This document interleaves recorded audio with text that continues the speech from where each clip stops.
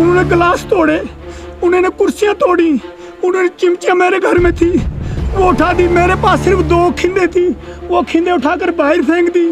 फिर उन्होंने पूरे मकान को तोड़ा, ये दरवाज़ा तोड़ा। मैं एक ही बात कहता हूँ, शर्मा वो गीता कर दे मंदिर में कि ये दरवाज़ा तोड़कर मैं अंदर नहीं गया, फिर ये दरवाज़ा तोड़कर अंदर आए। जो एसएसपी साहब कह रहे हैं कि वो हिस्ट्री शीटर है, वो ये बात साबित करेंगे क्या सन 2018 से पहले किसी भी पर्चे में क्या उन्होंने पर्चा मुझ पर साबित किया? बिल्कुल नहीं किया। और बहुत सारे पर्चे उन्होंने दिए क्योंकि मैं करप्शन के खिलाफ हूँ।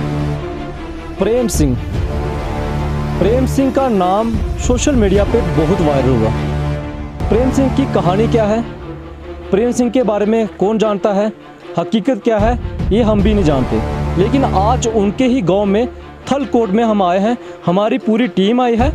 उनसे जानेंगे कि आखिर पूरी वाक़या क्या हुआ, क्या कहानी थी, किस तरह से उनके साथ इस तरह का वाक़या रचा गया, वो उनसे मुँह ज़बानी सुनेंगे। लेकिन आपको बता दें, बहुत ही दूर दराज अलाही गांव है, यहाँ ये प्रेम सिंह रहते हैं। प्रेम सिंह के गांव की बात की जाए तो ये लोग रहते हैं, आज भी यहाँ पे पुराने घर बने हुए हैं, जहाँ पे आज भी लोग रहते हैं। लेकिन काफ़ी दूर है ये, चसाना से भी काफ़ी दूर है, काफ़ी ऊंचाई पहाड़ी में रहते हैं। लेकिन कुछ ही देर में हम उनके घर में पहुंच जाएंगे। पूरी कहानी, पूरी जुबानी उन्हीं से सुनेंगे। पूरी कहानी में कहाँ से ये ट्विस्ट है, क्या उनका कहना है, कैसे कैसे आरोप लगाए जाते हैं, क्या उनसे हुआ, क्या बातचीत हुई, उनके फैमिली से क्या बातचीत हुई। उसके बाद हम पुलिस के पास भी जाएंगे, आखिर पूरा मामला है क्या है। तो सन 2019 में एक ज़मीन के तनाज़े में वहाँ गया, तो उस वक़्त कुछ लोग थे जिन्होंने वहाँ पाकिस्तान के नारे दिए और उन्होंने नरेंद्र मोदी मुर्दाबाद, तो वो इमरान खान जिंदाबाद के नारे दिए। तो उस बात पर मेरी और पुलिस की अनबन हुई और उस वक़्त मैंने पुलिस को कहा कि देश के ख़िलाफ़ लोग नारे दे रहे हैं, और ख़ासकर यहाँ कोई हिंदू मुसलमान की बात नहीं है, वो कुछ लोग थे जिनके खिलाफ़ मुसलमानों ने भी आवाज़ उठाई कि ये जो है गलत लोग हैं, कि पुलिस हमेशा मेरे खिलाफ़ झूठे पर्चे देती है सिर्फ एक ही बात पर कि मैं करप्शन के ख़िलाफ़ बोलता हूँ। और मैंने बहुत सारे पुलिस वालों से करप्शन वापस भी की है। रास्ते में किसी को पकड़ने के बाद बहानासाजी करके उससे पैसे ले लेते हैं, झूठे इल्ज़ाम लगाते हैं। देखो जनाब, और ख़ासकर यहाँ बहुत सारी शराब की दुकानें चलती हैं, मतलब प्राइवेट, जो शराब की भट्टियाँ हैं उनसे वो कमीशन लेते हैं। यहाँ रेता बजरी है, रेता बजरी वालों से कमीशन लेते हैं। यहाँ दुकानदारों से कमीशन लेते हैं। देखो ये दुकानदारों के पास जब जाएंगे दाड़ा डालते हैं, जी आपने ये सामान महंगा दिया, आपने ये किया वो किया। उसमें दुकानदार डर जाता है और वो उनको पैसा देना शुरू कर देता है। और तो और जो लोग घोड़े चलाते हैं, घोड़े चलाने वालों से भी करप्शन की जाती है। बाकी तो छोड़ो, मैंने सारी ज़िंदगी करप्शन के ख़िलाफ़ आवाज़ उठाई है और करप्शन के ख़िलाफ़ ही मैं आवाज़ उठाता रहा। इसीलिए पुलिस का और मेरा आपस में अनबन है और पुलिस मुझे अपना दुश्मन समझती है। देखो, मीट, अंडा, शराब, सिगरेट, बीड़ी मैं इस्तेमाल नहीं करता हूँ। नंबर 1, मैं वैष्णव हूँ। नंबर 2, सारी ज़िंदगी मैंने ईमानदारी से रहा हूँ और मेरी घर की प्रॉपर्टी को देखा जाए, मैं वो पहला लीडर हूँ जिसके घर में अभी तक कुर्सियाँ नहीं। जो ये आप कुर्सियाँ देख रहे हैं रंग बिरंगी, 2-4 हैं पंचायत की और कुछ मैंने लोगों से मांग कर लाई है। और मेरे पास 2 चारपाई हैं, 2 खिंद हैं जिन पर मैं सोता हूँ और चारपाई पर रहता हूँ। ये जो मकान टीन वाला आप देख रहे हैं, ये मेरे बेटे ने बनाया, वो आर्मी में गया, उसकी भी मेरे बाप का बना हुआ जो मकान है, इसके अंदर आप जाकर देखो मेरे पास कितनी प्रॉपर्टी है। मैंने सब कुछ आपको दिखा लिया और ये ऊपर झंडा लगा है। तो मैं शुरू से लेकर आज तक करप्शन के खिलाफ बोलता हूँ और पुलिस मेरे एंटी रहती है। सन 2019 में देशद्रोहियों के खिलाफ ना कार्रवाई करने पर मेरी उस पुलिस की बहुत अनबन हो गई है। लेकिन पुलिस को मौका उस वक्त मिला कि मैंने ज़िंदगी में एक बहुत गलती की है और मैं आम लोगों को कहता हूँ कि मैंने गलती की, आप भी गलती कभी नहीं करना। कि मैंने 2 शादियाँ की हैं और दोनों सकी बहनें हैं।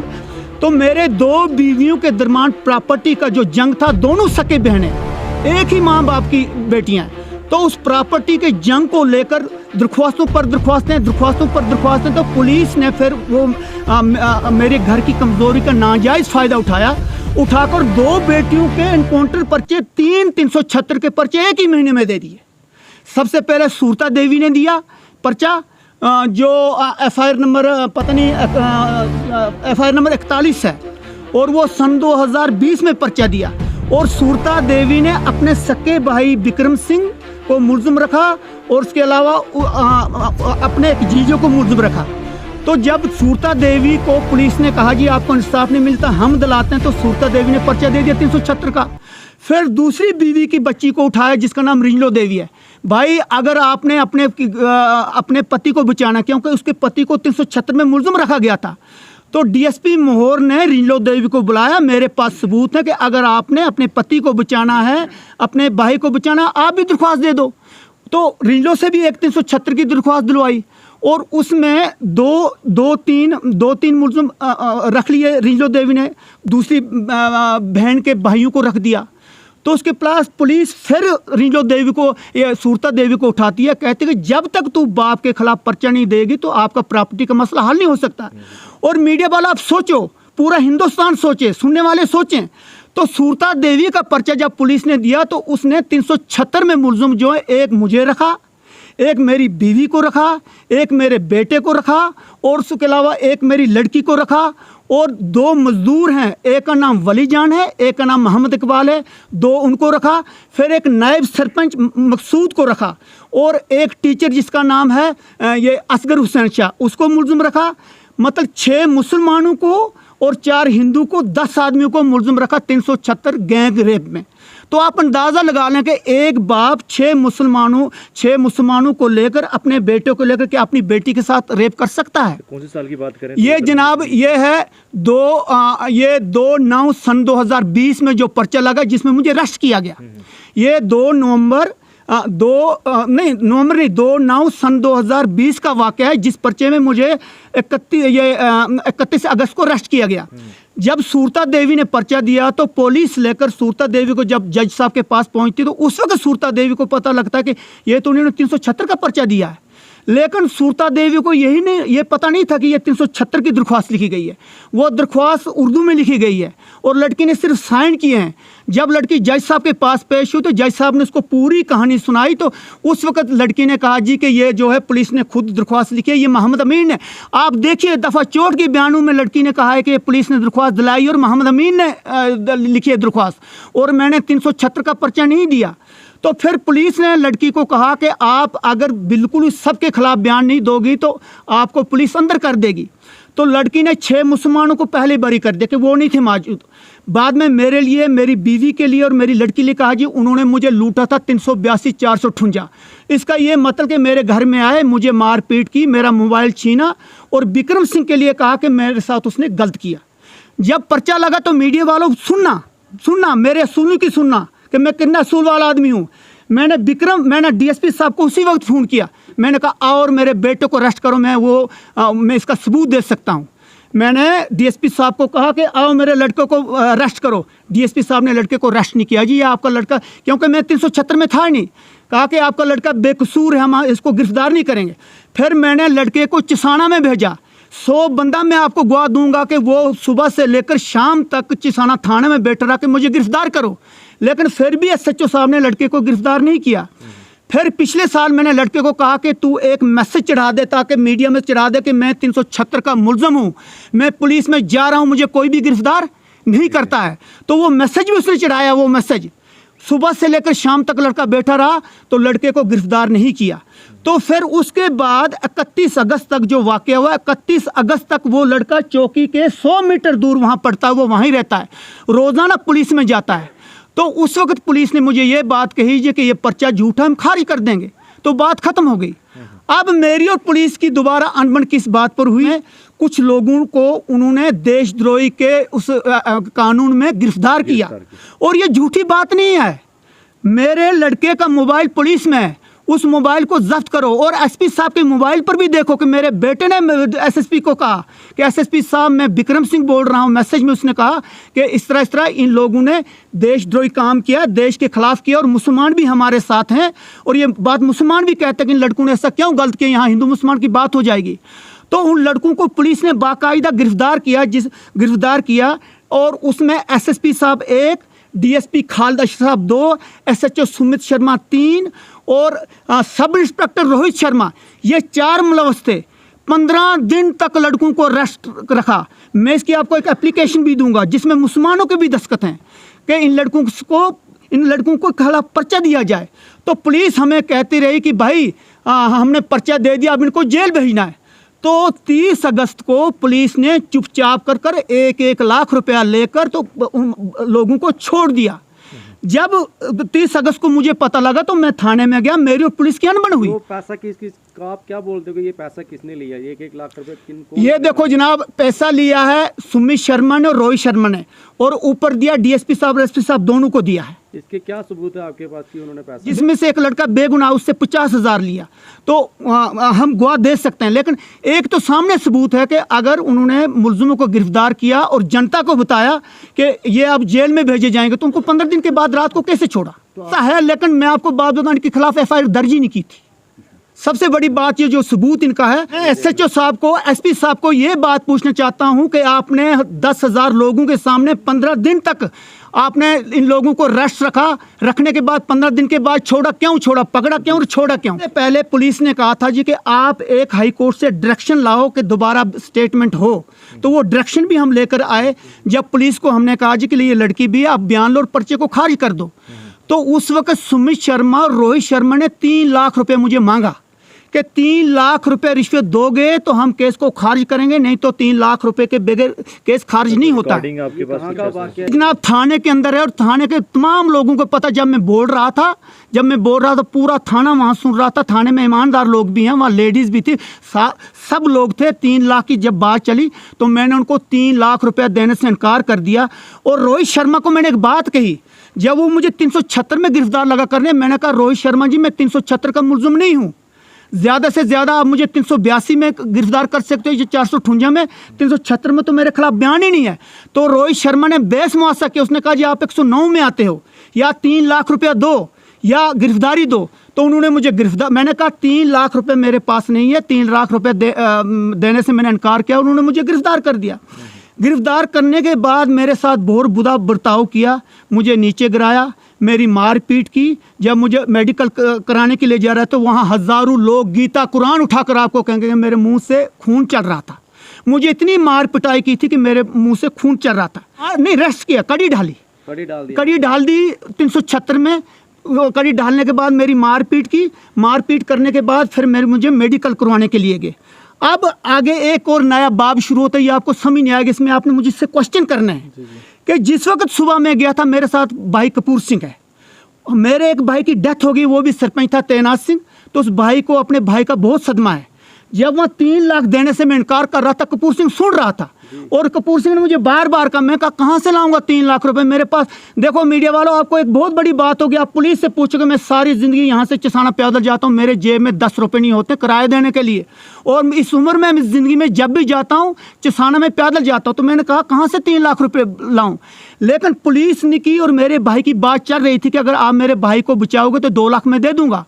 वो कहीं मुझसे छुप कर, मुझे नहीं पता, मुझे बाद में पता लगा, ये हकीकत है, मुझे बाद में पता लगा कहीं पुलिस के साथ मेरे भाई ने बात की कि अगर मेरे भाई को छोड़ोगे तो 2 लाख रुपये मैं दे दूंगा। वो कहीं 2 लाख बनाने के लिए निकल गया। लेकिन जब 3-4 बजे वो नहीं पहुंचा, तो उन्होंने समझा कि कपूर सिंह नहीं आया, लेकिन मुझे कोई इल्म नहीं कि कपूर सिंह पैसा देने के लिए गया या क्या बातचीत है। मैंने पुलिस को इनकार कर दिया कि मैं 3 लाख रुपए नहीं दूंगा। इसी बात पर उन्होंने मुझे गिरफ्तार किया, मेरी मार पिटाई की, और फिर मुझे मेडिकल करवाने के लिए चसाना में ले गए। अब आगे बात सुनो, देखो ब्लॉक चेयरमैन वहाँ मौजूद था, रजाक, आप रजाक को पूछो, हाँ BDC रजाक ब्लॉक चेयरमैन वहाँ मौजूद था, वहाँ सूबेदार सुखदेव सिंह मौजूद था, वहाँ 100 बंदा मौजूद था। वो सब ये लोग बोलेंगे कि हमारे सामने इन्होंने के पैसों की डिमांड की। नहीं, उनके सामने ये बात नहीं है, ये दूसरा बात मैं आपको शुरू कर रहा हूँ। ये नीचे जब मुझे मेडिकल करवाने के लिए गए, इतनी देर सुमित शर्मा मेरे पास आता है, मुझे कहता है जी कि हाँ, जब लोगों ने उनको पूछा जी ये इसने तो कहाँ 376 किया, वहाँ लड़की साथ थी, लड़की ने कहा जी मेरे बाप को तो बेगुनाह ये गिरफ्तार कर रहे हैं। तो उस वक्त कहीं कपूर सिंह ने मुझे पते के बगैर ही 2 लाख रुपया सुमित शर्मा और रोहित शर्मा को दे दिया था। तो इतनी देर पुलिस आती है, रजाक BDC को मैं सिर पर कुरान देकर पूछूंगा, मुझे खोलने लगी तो भाई इसकी कड़ी खोलो। और जनाब देखो, सिख जो लोग हैं वो धर्म के बहुत पक्के हैं। आ गया सिंह ने मेरी कड़ी खोली है, मेरे पास वीडियो सबूत है कि पुलिस ने मेरी कड़ी खोली। जब पुलिस मेरी कड़ी खोलने के लिए आई तो मैं 100 गवाह दूंगा। मैंने खड़े होकर ऐलान किया कि जब तक SHO आकर मेरा बूट उठाकर माफ़ी नहीं मांगेगा तब तक मैं कड़ी खोलने नहीं दूंगा। वहाँ 100 बंदा था और मैं कड़ी नहीं खोलने देता था, उन्होंने ज़बरदस्ती मेरी कड़ी खोली। कड़ी खोलने के बाद तो आगे लड़ाई कैसे शुरू हुई ये मुझे पता नहीं कि कपूर सिंह ने 2 लाख दे दिया। जब कड़ी खुलने के बाद 15 मिनट के बाद मुझे कपूर सिंह कहता जी मैंने 2 लाख देकर कड़ी आपकी खुलाई, घर को भागो। तो उस वक्त मैं बोलना शुरू कर दिया, मैंने कहा पुलिस वालों 2 लाख वापस करो। तो उस वक्त पुलिस की और मेरी दोबारा झपट शुरू हुआ और मुझे पुलिस कहने लगे कि आपको डीएसपी साहब खालिद अशरफ साहब मोहर में बुला रहे हैं। तो मैं उस वक्त छनकार सिंह की गाड़ी में बैठा हुआ था, तो मैंने कहा जी मैं इस वक्त नहीं जाऊंगा, रात पड़ गई, मैं सुबह जाऊंगा। इस बात पर अनबन हुई तो वो पुलिस ने दोबारा मुझे घसीट कर मार पीट कर गाड़ी में लगे बिठाने। तो वहाँ कुछ इंसाफ पसंद लोग थे, उन्होंने पुलिस को कहा कि भाई आप इसको क्यों मार रहे हो, ये तो पहले मर रहा है। तो इस बात पर पुलिस ने उन लोगों की भी पिटाई शुरू कर दी। जब लोगों की पिटाई शुरू कर दी तो मैं वहाँ से भाग गया। अब पुलिस ने एफआईआर दर्ज की है कि मुझे इन्होंने हमला किया और कड़ी खोली। अगर कड़ी की वीडियो में साबित कर दूं कि पुलिस ने खोली तो क्या पर्चा सच्चा झूठा, मैं मीडिया वालों से सवाल करता हूं। एसएसपी साहब पर सबसे बड़ा कसूर है कि अगर मेरी बेटी आईजी के पास गई, आईजी के पास एप्लीकेशन दी कि जनाब मैंने जो है पुलिस की साजिश पर अपने बाप पर पर्चा दिया है, मेरी री इन्वेस्टिगेशन री रिकॉर्ड दोबारा कराया जाए और केस को खारिज कर दिया जाए, और कोर्ट से भी आर्डर लड़की ने लाया। वो कोर्ट का आर्डर लेकर वो दरख्वास्त लेकर एसएसपी साहब के पास पहुंच गई। तो एसएसपी साहब ने सीधा लड़की को कहा भाई ये बंदा पुलिस के खिलाफ बोलता, हमने इसको नहीं बख्शना, तू चले जा घर, अगर तू ज्यादा करेगी तो आपको अंदर कर देंगे। तो एसएसपी साहब, क्या अगर एक लड़की कह रही कि पर्चा झूठा तो क्या पर्चा खारिज करना पुलिस नहीं कर सकती जनाब? ये आपका कहना कि आप वो लड़की कहती है कि एसएसपी सर हम ऐसे बोलते हैं? हाँ जी, हाँ लड़की कहती है और बाकी हमारे पास वो सबूत है जो आईजी साहब ने लिखा है। इस वक्त आपकी लड़की है कहाँ पे? मेरी लड़की इस वक्त जम्मू में है जी। अच्छा। हाँ जी। तो उसके अलावा जनाब एक और सबूत है हमारे पास, मैं खुद एसएसपी साहब के पास पेश हुआ था। मैंने एसएसपी साहब को ये बात कही थी कि एसएसपी साहब मैं करप्शन के खिलाफ बोलता हूँ, इसीलिए पुलिस मेरा पीछा करती है, पर्चा झूठा लगा, आप इंक्वायरी करें। तो एसएसपी साहब ने वहाँ से सीधा ही जवाब दिया जी पुलिस के साथ अनबन नहीं करनी चाहिए। तो इसका मतलब कि रिश्वत देनी चाहिए, मैंने तो यही बात समझी। जब आपके ऊपर एफआईआर लगी है तो आप अगर आप सच्चे हो तो आपको भी थाने में जाना चाहिए था, क्या आप ये? सर एक दफा ओहो एक दफा नहीं, मैं रहा ही थाने में। मैं मेरी बीवी यहाँ की सरपंच है, मैंने डीडी से इलेक्शन, मैं रहा ही थाने में। जिस दिन मैंने एसएसपी साहब को इनको कहा जी कि आप पैसे क्यों लेते, उस दिन मैं मुलजिम बन गया, मैं रहा ही थाने में। 31 को मैं अरेस्ट होता हूँ, पैसे 2 लाख देकर मेरी कड़ी खोल जाती है, मैं सीधा घर आ जाता हूँ, सोता हूँ। और 1 सितंबर को 400-500 पुलिस वालों ने पूरे मेरे चारों तरफ कार्डन किया था, जिसमें डीएसपी साहब खालिद अशरफ जी थे, एसएचओ मोहर का था, एसएचओ पता नहीं मतलब 400-500 को मैं कितने को पहचान सकता हूँ। जब मैं सुबह निकलने के बाद जब इस अपने मकान पर मैं निकलता हूँ तो आपको मैं 100 गवा दूंगा जनाब, और ये सच है। मैं कोठे पर निकला तो मैं जा रहा था हकीकत में एसएसपी साहब के पास। जब मैं बाहर निकला तो मैंने बीवी को कहा था यहाँ तो कार्डन लगा है, मैंने कहा कहीं मिलिटेंट ना हूँ, इतनी पुलिस कहाँ से आ गई 400-500 बंदा। जैसा मैं निकला जनाब, हम 6-7 लोग निकले तो पुलिस ने पत्थर मारने शुरू कर दिए। अच्छा मैं आपको एक बताता हूँ, मुझे भगवान पर विश्वास है, आए रोज शर्मा गीता करे मंदिर में, क्या उसने पिस्टल के फायर नहीं किए? आपका भी सुनना कि आपने भी अगेंस्ट फायर किया? मैंने कोई फायर नहीं किया, मैंने अपने हाथ से कोई नहीं फायर किया, किसी ने किया होगा मुझे पता नहीं, मैंने अपने हाथ से कोई फायर नहीं किया। अब सुनना, जैसी पुलिस इकट्ठी होती सबसे पहले पुलिस ने पत्थर मारने शुरू किए, फिर पुलिस ने पिस्टल के फायर मारने शुरू किए, फिर AK-47 के फायर पुलिस ने शुरू किए। जब फिर ये देखो आंसू गैस के गोले डाले, देखना इनको, देखे आपने? नहीं, ये आंसू गैस के गोले ये बहुत सारे डाले थे, ये देखो जब आंसू गैस के गोले डाले तो ये देख लिया ना आपने? हाँ, आंसू गैस के गोले डालने के बाद जब तो हम सीधे इस मकान में आ गए, तो फिर पुलिस ने इतनी बर्बरत की है कि एक मेरी बेटी मुझे मिलने की अर्ज है, रास्ते में एक बात मैं कहूँगा आप नाराज़ हो जाओगे। नहीं, हम क्यों नाराज़ नहीं होंगे? मुझे अपने उस ईश्वर की कसम है जिस ईश्वर के ताकत पर मैं लोगों के साथ लड़ता हूँ, मेरी बेटी को मेरे सामने मारा, उसको पेशाब पड़ गया था सलवार में। किस बात पे उन्होंने मारा? क्या बेगुनाह, मुझे गीता की कसम, उस लड़की का कोई कसूर नहीं था। इतनी पुलिस सिर्फ आपको ही पकड़ने में आई? बिल्कुल जनाब, बिल्कुल। ऐसा क्या गुनाह कर दिया? नहीं, ये आप पुलिस को पूछें, मैं 376 का मुलजिम भी नहीं हूँ, मैं द्रोहद्रोही नहीं हूँ, मैं राजनीति में रहने वाला हूँ। और मेरे सामने जब मेरी लड़की को मारा, और उसके वो लड़की उसके बाद एडमिट हुई हॉस्पिटल में। आप रियासी डॉक्टरों से पूछें, आप मीडिया वालों को कसम है गीता कुरान के, आप जाए रियासी, वो भर्ती रही है हॉस्पिटल में। मेरे सामने उस लड़की को मारा, फिर दूसरी लड़की को मारा, फिर मैं आपको कहूँगा मेरे पास फ़ोटो पड़े हैं। और उन्होंने पूरे अंदर घर में गए, उन्होंने गिलास तोड़े, उन्होंने कुर्सियाँ तोड़ी, उन्होंने चिमचिया मेरे घर में थी वो उठा दी। मेरे पास सिर्फ 2 खिंदे थी, वो खिंदे उठाकर बाहर फेंक दी। फिर उन्होंने पूरे मकान को तोड़ा, ये दरवाज़ा तोड़ा। मैं एक ही बात कहता हूँ, रही शर्मा वो गीता कर दे मंदिर में कि ये दरवाज़ा तोड़कर मैं अंदर नहीं गया। फिर ये दरवाज़ा तोड़कर अंदर आए, फिर छत को तोड़कर ऊपर से नीचे आने लगे। फिर अंदर मकान में मेरी मूर्तियाँ थी, मूर्तियों को उठाकर फेंका। किसने फेंका ये पुलिस वालों ने, मैं कितनों को पहचानूं, 500 आदमी थे।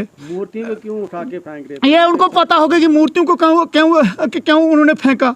और उसके अलावा सबसे बड़ी बात यह है कि रास्ते में जो कोई भी मिला उसकी उन्होंने मारपीट की। और मेरे घर में सिर्फ तकरीबन को 50-60 हज़ार के जेवरात थे, वो जेवरात भी चोरी कर गए। कुछ छोटी छोटी चीज़ें थी, मतलब वो भी चोरी कर ले गए। और उसके बाद पुलिस ने क्या किया जनाब, एडिशनल एसपी भी पहुंच गया। आप एक और काम करो कि आप जाकर नायब तहसीलदार को कुरान देकर पूछो, वो भी था, वो मजिस्ट्रेट है, मेरे लिए झूठ नहीं बोलेगा, कि कितनी पुलिस थी। और वो उसको पूछो क्या मैंने कोई फायर किया, कितनी पुलिस चारों तरफ थी। और पुलिस, ये उस वक्त मकान टूटा हुआ जाता था, वो तहसीलदार साहब ने देखा था। ये पता होगा पुलिस को कि उन्होंने क्यों किया, मजिस्ट्रेट के कहने पर किया या मन मर्जी से किया, ये पता पुलिस को होगा। लेकिन जनाब मैं आपको 100 गवाह दे सकता हूँ, हिंदू मुसलमान सिख ईसाई, जिनके सामने पुलिस ने फायर किया है। आई समझ, मैं आपको 100 गवाह दे सकता हूँ जिन लोगों के सामने पुलिस ने कुर्सियाँ तोड़ी, मेरे ये दरवाज़ा तोड़ा, अंदर वाला दरवाज़ा तोड़ा और पूरा सामान निकाल कर बाहर फेंक दिया। आप इस तरह से जब बयान देते हैं तो कि अगर मेरे को पकड़ा तो मैं मार दूंगा या फिर मैं खुद मर जाऊंगा, तो किससे मदद मांगेंगे? एक मुलजिम को इतना मारा कि उसका बाजू तोड़ा, मेडिकल हमारे पास है और जज साहब के पास ही मेडिकल पड़ा। जहाँ ऐसे डिटेंशन सेंटर होंगे, क्या मैं बूढ़ा वहाँ जा सकता हूँ? मैं चाहता हूँ, मैं सरकार से, मैं गवर्नर साहब से ये गुजारिश करना चाहता हूँ कि एक इंडिपेंडेंट कमीशन मुकर्रर किया जाए और इस कमीशन में पूरी जो भी इंक्वायरी की जाए, किसी जज के, कोई ईमानदार ऑफिसर हो या जज साहब हो, और पूरी इंक्वायरी की जाए कि क्या हमने ऑफेंस किया है। और फिर मैं आपको बात बताऊंगा, क्या जिन लोगों के खिलाफ पर्चे लगे हैं ये दुरुस्त लगे हैं या झूठे लगे हैं। और पुलिस ने अभी तक 20 लाख से ज़्यादा रुपया ले लिया। वो कैसे लिया, मुझे पूछना कैसे ले लिया। FIR नंबर 35 और 307 को इन्होंने खुला रखा है। हर आदमी को कहते हैं जी कि आप भी मुलजिम हो, जो पैसा देगा तो वो जान छुड़ा लेता है। और इस बहाने ने 20 लाख से ज़्यादा पैसा रोहित शर्मा ने, और आज इन्होंने एक और ठेकेदार बनाया, आशिक आईओ है। आशिक को मैं सबूत दूंगा, आशिक को मैं गवाह दूंगा। आशिक हर आदमी को कहता तू जी पर्चे में है। और कैसे बचे, लाजी 50,000, लाजी 40,000। तो आशिक और रोहित शर्मा इस वक्त भी FIR। आशिक का क्या ग्रेड है ये बताएं? आशिक आईओ है, चौकी अफसर है, और वो पर्चा वही लिख रहा है। चसाना में है, ये चसाना में आशिक। मुझे पूरा यकीन है DSP साहब पर, अगर DSP मोहर को भेजा जाता है तो जो सवाल रहा कि जिन्होंने FIR आपके ऊपर लगी हुई है, हाँ जी, जो इनमें दोषी पाया जाता है झूठे केस में, हाँ जी, तो उनके ऊपर क्या वो मुकदमा चलना चाहिए, उनके ऊपर कार्रवाई? देखो जनाब, मैं कहूँगा अगर हम संविधान की कदर नहीं करेंगे तो कौन करेगा? क्या पाकिस्तान करेगा? चाइना वाले लोग करेंगे? मैं चाहता हूँ जिसका दोष है, मेरा भी दोष है, उल्टा टांगा जाए और हमें कड़ी मार कर लिए जाए। मैं ये इस बात को, कोई भी दोषी होगा हाँ, तो यही मानते हैं कि अगर केस कोई और हो तो केस 376 लगाया जाए, वो भी उतना आरोपी है जो झूठे केस फंसाता है। बिल्कुल है, इस चीज को मैं मानता हूँ, इस चीज को मैं बिल्कुल मानता हूँ। अगर वो झूठा साबित हो तो उसके खिलाफ भी FIR दर्ज होनी चाहिए कि झूठा केस क्यों किया। लेकिन इंक्वायरी तो मेडिकल नहीं हुआ है कि कितनी देर होगी आपको 376 पड़े हुए? ये 3-4 महीने का है वाकया। आज तक उन्होंने मेडिकल क्यों नहीं करवाया? वो आए नहीं, हमने एप्लीकेशन भेजी, वो लेडीज़ गई थी, SHO साहब के पास गई, SSP साहब को हमने, हमारे पास वो सब सबूत हैं कि SSP साहब के नोटिस में बात पहुंचाई। उसके बाद IG के पास, DG साहब के पास, गवर्नर ग्रीवेंस सेल में भी वो हमने बात पहुंचाई। कम से कम इंक्वायरी तो होनी चाहिए ना। पुलिस का कहना है कि जब तक आप अरेस्ट नहीं होंगे तब तक ये कार्रवाई नहीं हो सकती, क्या मानेंगे? देखो जनाब, मेरा एक ही है, पुलिस के खिलाफ भी पर्चा लगना चाहिए। मैं हिंदुस्तान का रहने वाला हूँ, संविधान मेरे लिए भी बराबर है, पुलिस के लिए भी बराबर है। अब पुलिस के खिलाफ भी FIR दर्ज और मेरे खिलाफ भी, दोनों हम अरेस्ट हो जाएं। अगर पुलिस ने किया है तो फिर होनी चाहिए, अगर नहीं किया तो नहीं होना चाहिए। मैं एक ही चीज़ कहता हूँ जनाब, मैं सब संविधान की तरफ नहीं जाता हूँ। आए रोहित शर्मा गीता उठा दे मंदिर में कि क्या मैंने जेवरात नहीं चुराए, क्या मैंने दरवाज़ा तोड़कर अंदर नहीं गया, क्या हमने ये ऑफेंस नहीं किए, हमने गोली नहीं दागे, मैंने अपने पिस्टल से फायर नहीं किए, तो मैं बिल्कुल मानने को तैयार हूँ। मैं कहता हूँ अगर मुझ पर पर्चा लगता है तो उन पर क्यों नहीं लगता है। मुझ पर ईमानदार ऑफिसर जो है पुलिस के अलावा कोई आता कि मैं रियासी आने को भी तैयार हूँ। तो अंतिम में यही आपका ये कहना है कि अगर यहाँ पर कोई इंक्वायरी मेरे घर में आकर बैठती है, हाँ जी, हाँ जी, तो अगर मैं उसमें कसूरवार ठहराया गया हाँ जी, हाँ मुझे, जी, तो उसके बाद आप अपनी गिरफ्तारी खुद देंगे? सर उनके साथ चलो